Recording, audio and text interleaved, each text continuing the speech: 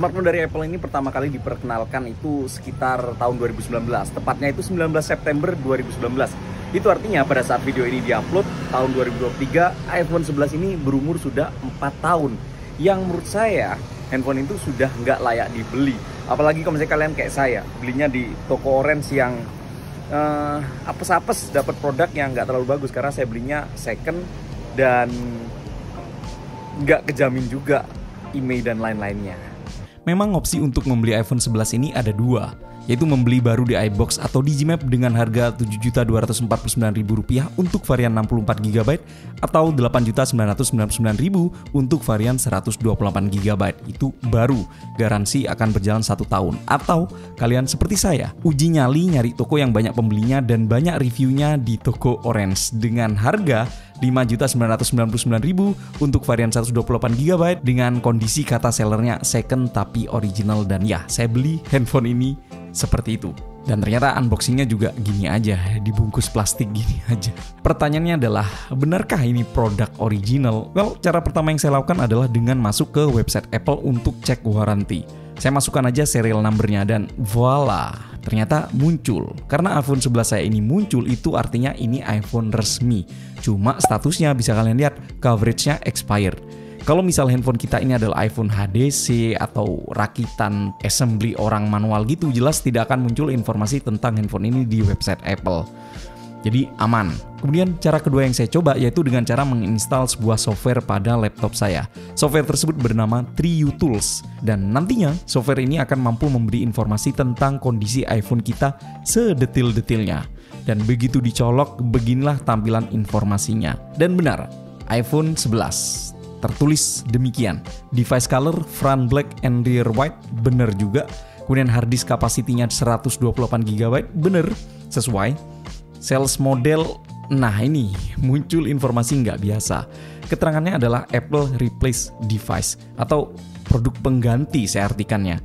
Ini mungkin artinya bukan HP langsung dari tangan pertama. Mungkin ya handphone si pembeli itu rusak dan sama Apple dikasih unit pengganti dan ini adalah unit tersebut, unit penggantian. Lalu keterangan lain semuanya tampak normal seperti Bluetooth, selular, mainboard, Wi-Fi, serial number, baterai, serta front kamera. Yang agak meragukan di sini adalah screen serial number. Kita nggak bisa tahu gimana caranya ini layarnya asli atau bukan. Tapi yang jelas di sini baterai life-nya adalah 92%.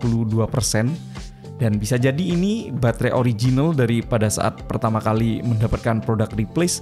Sudah menggunakan OS terbaru karena saya memang baru update ke OS terbaru.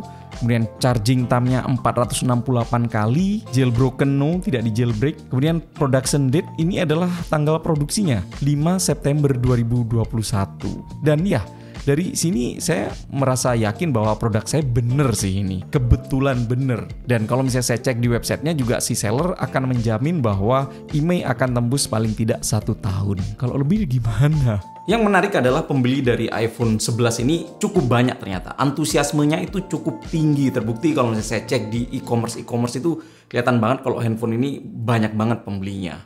Bahkan iBox maupun Digimap mitra resmi itu mereka akhirnya tetap menjual iPhone 11 karena mungkin tahu kalau misalnya handphone ini pasarnya banyak banget. Memang benar iPhone 11 ini punya fitur flagship karena pada tahun 2019 pada saat diperkenalkan pertama kali handphone ini memang handphone flagship. Fitur flagship diantaranya seperti stereo speaker, tahan air, wireless charging, Face ID yang sudah menggunakan teknologi True Depth Camera, serta prosesor yang masih bisa diandalkan. Khusus prosesor ini ya, ini benar-benar membuat handphone ini nggak kerasa lemot, serta digunakan untuk gaming juga masih mampu-mampu aja. Dan experience penggunaan handphone ini sehari-hari, baterai health 92 atau 93% ternyata masih baik-baik saja menurut saya. Tapi menurut saya ada beberapa poin yang juga membuat handphone ini tampak ketinggalan banget ya. Yang pertama adalah sektor layar. Ya, untuk layar iPhone 11 ini dia cuma pakai layar 720p aja, bahkan nggak sampai Full HD ya. Dan dia punya refresh rate hanya 60 Hz aja. Coba bayangin, zaman sekarang itu mana ada handphone Android harga 6 jutaan itu 60 Hz aja.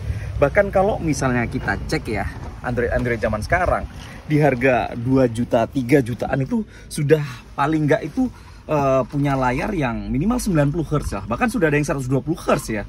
Jadi untuk urusan layar iPhone 11 jauh banget ketinggalannya. Kemudian untuk kamera.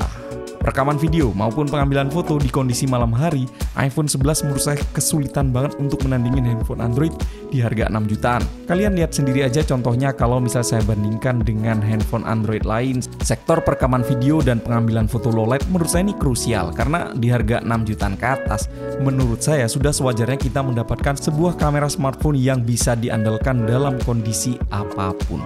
Memang kalau dalam kondisi siang hari iPhone 11 ini masih bisa bersaing, baik foto maupun video. Mungkin yang saya suka dari hasil kamera iPhone 11 ini adalah karakter warnanya yang masih natural, tidak overproses kayak kebanyakan HP Android.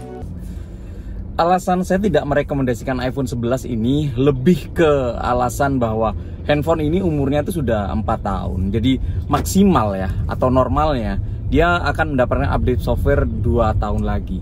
Buat saya itu sayang ngeluarin uang 6 jutaan, atau kalau misalnya kalian beli yang garansi iBox ngeluarin uang 9 jutaan tapi masa hidupnya itu nggak bisa lama-lama banget.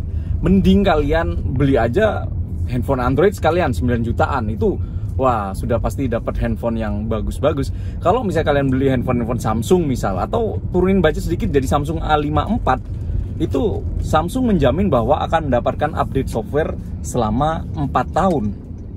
Jadi kalau misalnya kalian beli sekarang 2023, 4 tahun dari sekarang berarti 4, 5, 6, 7 sampai 2027 akan mendapatkan update software. Dan katanya juga akan mendapatkan update security sampai dengan 5 tahun. Nah itulah kenapa kalau misalnya kalian, menurut saya, berencana membeli handphone dalam jangka waktu yang lama, iPhone 11 ini bukan opsi yang menarik. Walaupun kalian tahu sendiri, videonya tuh oke, perekaman videonya oke, upload di sosmed juga oke. Ya, kalian bisa lihat sendiri.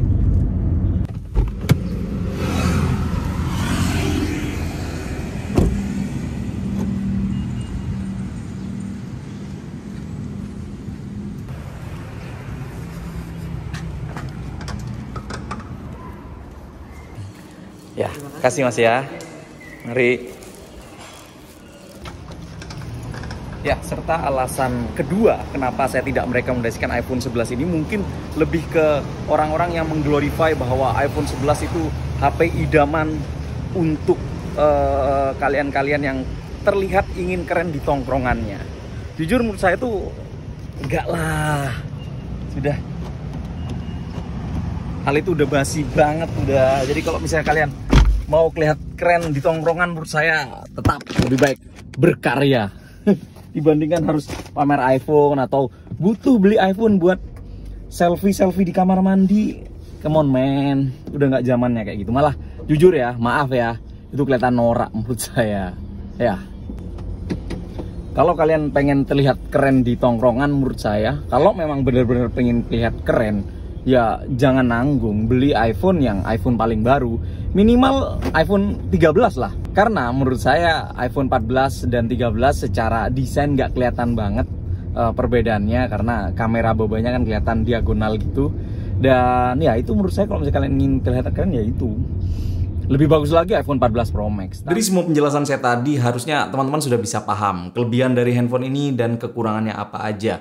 Kelebihannya ya untuk foto di kondisi outdoor itu masih oke, video juga oke dalam kondisi outdoor, kemudian upload di sosial media juga masih oke. Dan dari beberapa poin yang saya sebutkan barusan, akhirnya saya bisa memahami orang seperti apa yang membeli iPhone 11 ini. Yang pertama adalah orang yang tentu saja ingin membeli handphone dengan logo Apple. Yang kedua adalah karena dia butuh upload yang bagus, kualitasnya terbagus. Kok saya curiga bahwa orang yang membeli handphone ini adalah orang yang membutuhkan pengakuan dari orang kebanyakan. Saran profesional saya adalah kalau misalnya kalian saat ini memiliki handphone Android yang range harga itu sekitar 3 jutaan waktu kalian beli, harusnya handphone itu masih baik-baik aja. Kalau kalian ada budget 6 juta, saya sarankan kalian mending membeli iPad saja. Ini adalah produk Apple yang baru. Ya, kalian akan mendapatkan sebuah tablet produk Apple, baterai health-nya masih 100%, garansi masih jalan 1 tahun dari Apple, dan kalian akan mendapatkan user experience ala produk Apple yang masih baru. Dan saya sempat bikin video rekomendasi iPad, saya sertakan link yang ada di sini, jadi kalian silahkan tonton aja video ini. Jadi sekali lagi, itu adalah opsi terbaik. Pakai handphonenya Android, tabletnya pakai tablet dari Apple. Karena jelas menurut saya itu adalah opsi terbaik daripada kalian membeli iPhone 11 second yang bisa jadi barang-barangnya itu refurbish bagian dalamnya. Ya saya untung aja bukan. Terus kemudian nantinya kita nggak akan tahu, saya tidak akan tahu handphone ini setelah setahun bakal bisa dipakai SIM cardnya apa enggak. Karena dari sellernya sendiri jaminannya juga cuma 1 tahun aja. Jangan-jangan setelah setahun ini handphone cuma bakal jadi handphone WiFi only. Kan sayang sekali. Well, itulah dia video kali ini. Terima kasih sudah menyaksikan sampai selesai. Jadi, gimana pendapat kalian semua tentang iPhone 11 ini? Atau kalian sudah ada yang punya iPhone 11? Silahkan tulis di komen di bawah. Atau kalian ingin membeli iPhone 11 dan berubah pikiran? Ya, selamat. Kalian berada di jalur yang benar. Sekali lagi, terima kasih kalau misalnya kalian ingin support channel ini. Ibro Kumar, reviewer dari kota Surabaya ini terus bertumbuh. Silahkan klik like, share, dan subscribe. Kalau misalnya kalian nggak suka, dislike juga boleh. Sekali lagi, terima kasih. Saya Ibro Kumar pamit. Sampai jumpa di video selanjutnya. Bye-bye.